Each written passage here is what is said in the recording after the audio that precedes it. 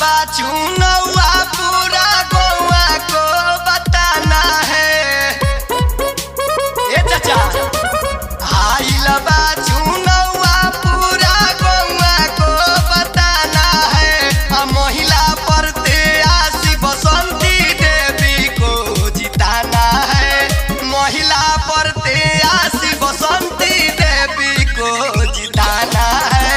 भैया जयनाथ राम के विजयी बनाना है।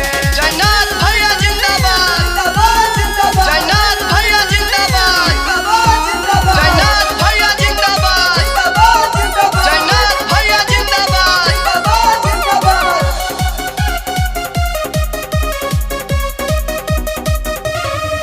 देखे वोट करी जा सपोर्ट भैया, वोट भैया, वोट भैया के जानी लो भाजई ह नोट भैया, नोट भैया, नोट भैया।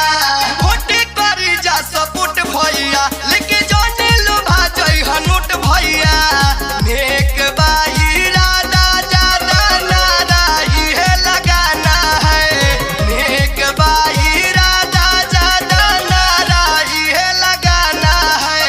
महिला परते आसी बसंती देवी को जिताना है। भैया जयनाथ राम के विजयी बनाना है। महिला परते आसी बसंती देवी को जिताना है। जयनाथ भैया जिंदाबाद, जयनाथ भैया जिंदाबाद, जयनाथ भैया जिंदाबाद, जयनाथ भैया जिंदाबाद।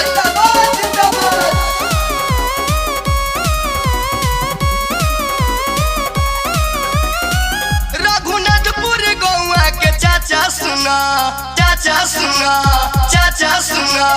रैली में सब लोग काका सुना,